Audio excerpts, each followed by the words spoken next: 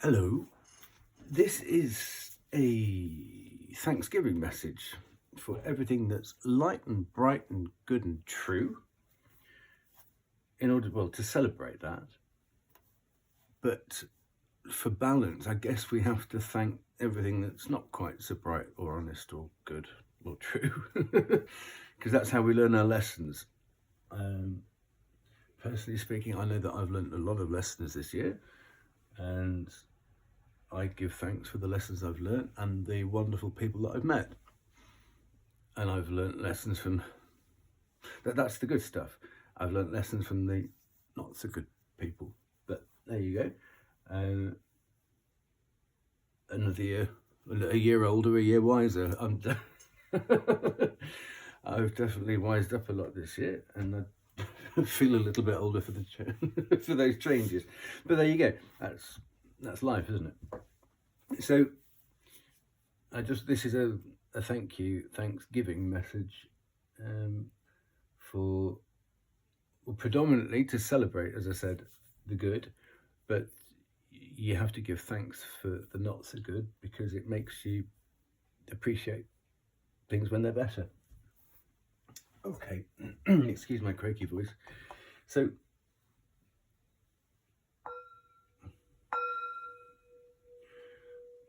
let's thank the negativity for the lessons, but push it out for this reading, because you can't have light without shade, but we'll just have the lightness for the reading. And invite pure white spirit light to come down and protect and give comfort to anyone who collides with this reading. So it's pure white spirit light with Archangel Michael and Saint Dunstan. And Saint Dunstan. Please give messages for anybody who finds them useful on this day of Thanksgiving.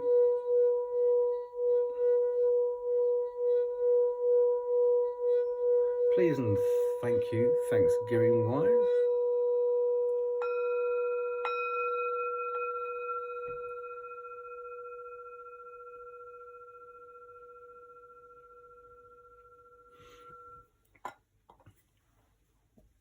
May I just say, I love Thanksgiving. We don't do it in Britain officially, but I think it's wonderful because it often falls on my birthday, and I think it's a very sensible. I think it's the most sensible holiday thing in the whole year. It's the very last day of the Celtic period of Baith or Birch. So tomorrow we're into something else. I don't know what it is, but it happens tomorrow. So this is the Dreamweaver's Oracle deck by Colette Baron Reid. I haven't used it in a while, but I do love it. Here we go.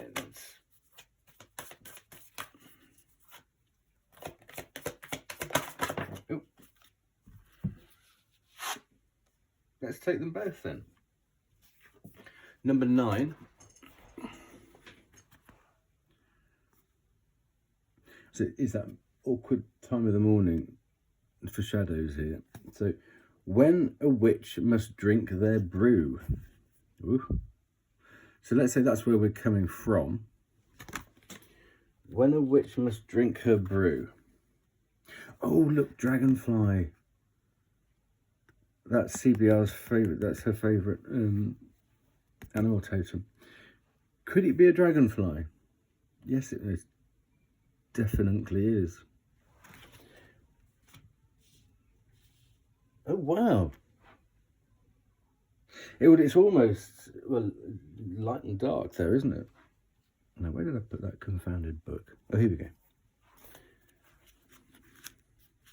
Number 9. Let's get the dark stuff out of the way first, shall we? When a witch must drink their brew.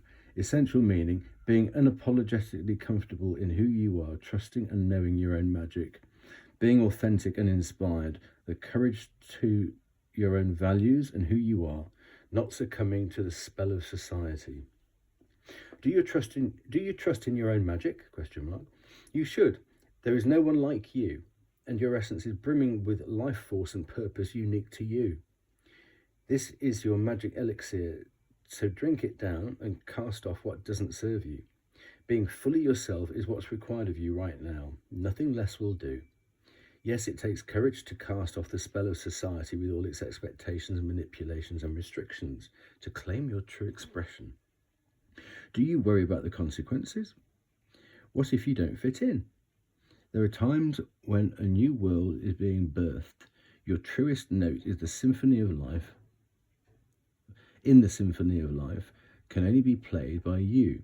This is how you serve the whole world in harmony with others to create the sweetest music. Sorry, my eyes are a bit tired today. This is a time for you to ask yourself what is truly authentic to you, what is in or out of alignment with your values. Adjust your life where you need to, for this is a profound time to stand up, shine and be seen.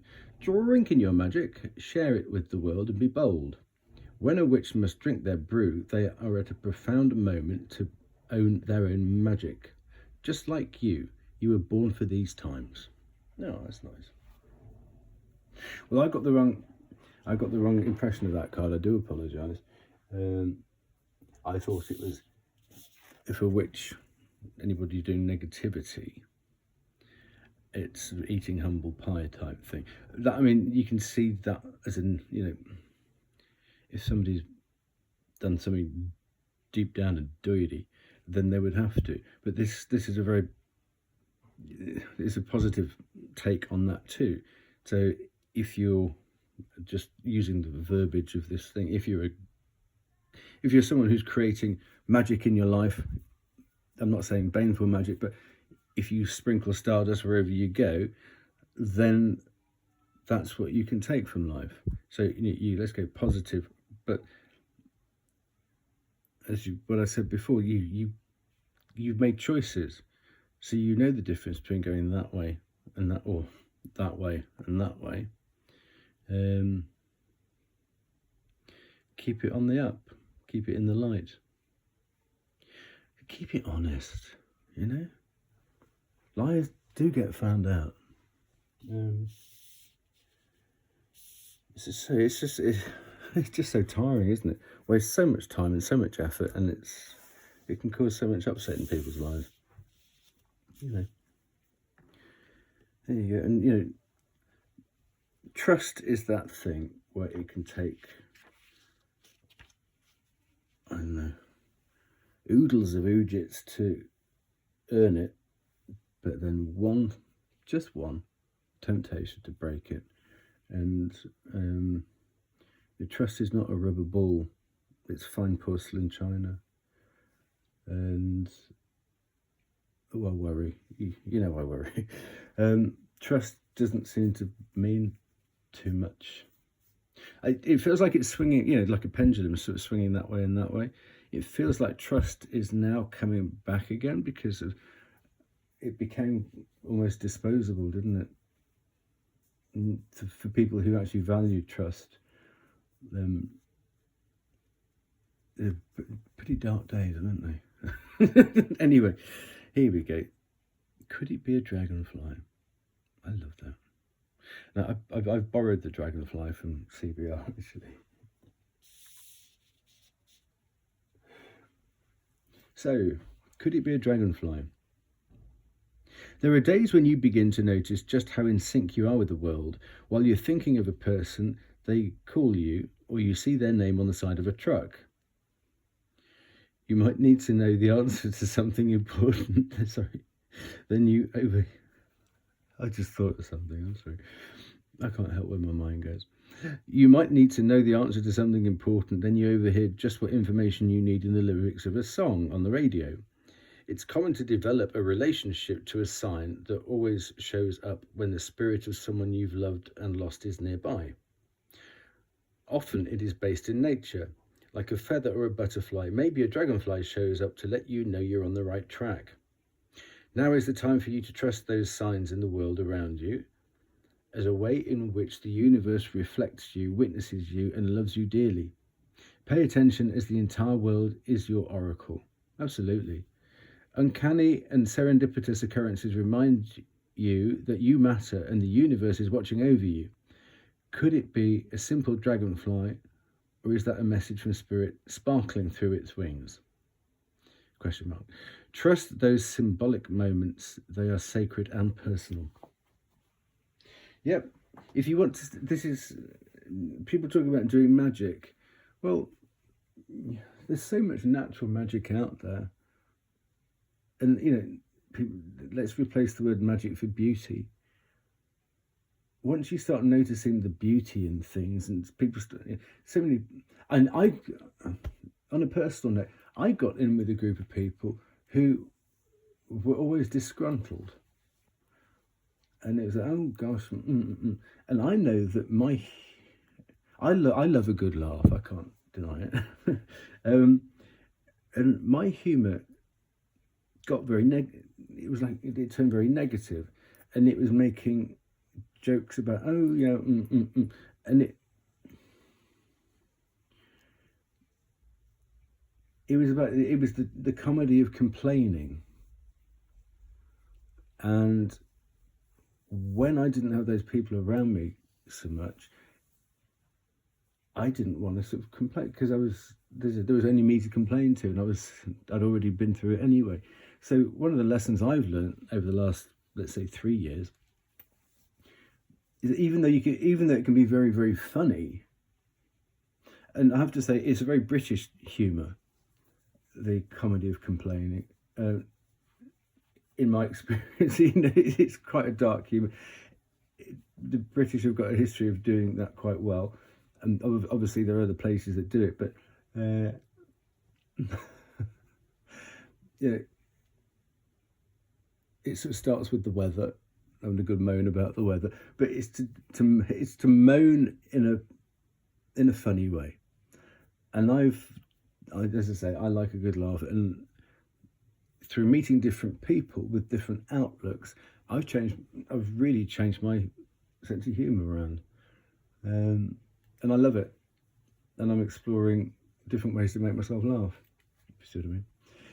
But finding that magic or that beauty is, it's so exciting, isn't it? It's new. It's sad. It's exciting. It's sparkly, shiny thing over there. Okay, let's get on with this. Enough Thanksgiving now. We'll get told off for being too thankful, won't we? So this is lovely. To have those two cards together. So, without any form or structure, let's just see what Spirit would like to say today. And we thank Spirit in advance for whatever this message is going to be. Flip? No. So, celebrate Thanksgiving. Lovely. Queen of Wands. Lovely. Well, this is it. This is about being happy in your own skin. Celebrate being in your own skin. Perfect. I mean, wow. Oh! Don't laugh, they don't like it. There you go. Sad season. Thanksgiving. Beautiful. Do you know, this is going to sound, but I was thinking that card would come at. I'm not surprised it's there. Let's put it that way. Okay. Let's look at the positive, the opportunities in that card. We'll get a bit of clarification on that. But third decan Scorpio is the decan before the Eight of Wands. So it's the symbology of that is not so much that card, but here we are in the Eight of Wands, first decan Sag, and this is third decan Scorpio. So I'm saying it gives us, it might be a symbol to just look back over the last year and be thankful for the opportunities that have come along for your development in the last year. but we'll see. But that's the symbology of going, just looking over your shoulder, a bit like the Six of Cups. Take a look back and thank people for being honest with you. Thank people for lying to you, because you've learned about them and you probably knocked them off of you. You know, knocked them out of your life. You've got to be thankful. There you go. Third deck in Scorpio, first deck in Scorpio. So yes, take a good look back. The opportunities and the ups and the downs. And look at how they've leveled out your Queen of Wands, King of Cups. That's lovely.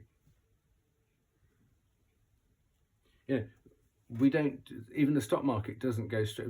The stock market, it's about numbers, it's about prices, but actually it's a graph of human behavior. Why is this, let's say it's gold, why is this bit of gold worth $2 today, $4 tomorrow? Because it's what a human is prepared to pay for it. Now, it doesn't go, you know, the price doesn't go straight up, the price doesn't come straight down. It goes like that all the time. A bit like life, we have peaks and troughs. You know, good moods, not so good moods. You know, rainy day, sunny day. But you need both. So, to me, so far, this is a beautiful Thanksgiving message to say thank you for the down times from which I've learned too. Let's hope they don't last too long, though. There you go. Perfect. King of Cups, Ten of Cups. Now, I'm going to say that I think she's my grandmother. That was her birthday card, and she's one of my spirit guides.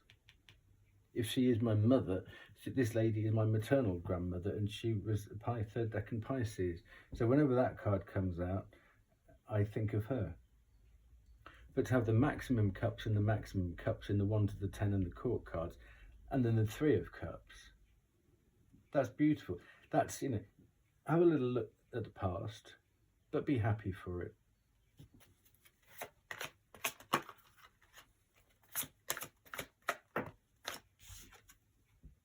There you go. Be thankful for the past, good or bad, because that's transmuting the past.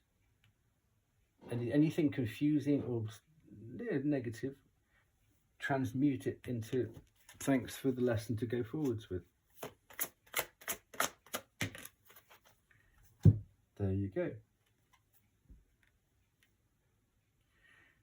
And let's take that positive. The Knight of Wands, a bit like this card here.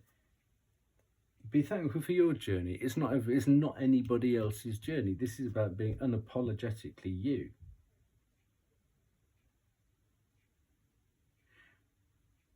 And other people will be unapologetically themselves. If they want to do something, then they'll go off and do it. And so will you. So don't let anybody accuse you of being disruptive or a nightmare or what have you, just because you're following your own path. Be unapologetically you. When the witch drinks her own brew. There you go. Because it's your journey. There you go. On the positive go, this guy, this young lady, looks more like a guy. It's all about learning, studying. I know there's a slight kind of negative connotation on that card at the moment, but it's all about learning how to get on. He's the page energy, and he uses that sword to cut through the nonsense. There are a lot of birds there. About maybe too much. You know, you've got to explore. A bit like when you're studying, you cast a wide net, then you filter it all down, and then come back. And that would be coming back to the king because you've done all those processes. But, you know, we're always learning. We're always filtering, siphoning off. So as, you know, to have that page energy, having given thanks for the year that we've had, that's a lovely way to end that. I don't want to put in, oh, there you go. It's the way to abundance and balance and love. That's nice. to have Page Swords energy, Ace Cups energy, and then Ace and Balance, and another Lemniscate here. But what I'm going to end on, because it's Sag season, the Lemniscate of Sag there, about transmuting all the negative stuff of the past year into just accepting it as growth, change, progress. You know, it's been a year. Has it been? Well, if it hasn't felt such a good year, make it a good year. You know, turn pain into progress. Anyway, wishing you lots of love. Happy Thanksgiving if you do it. If not,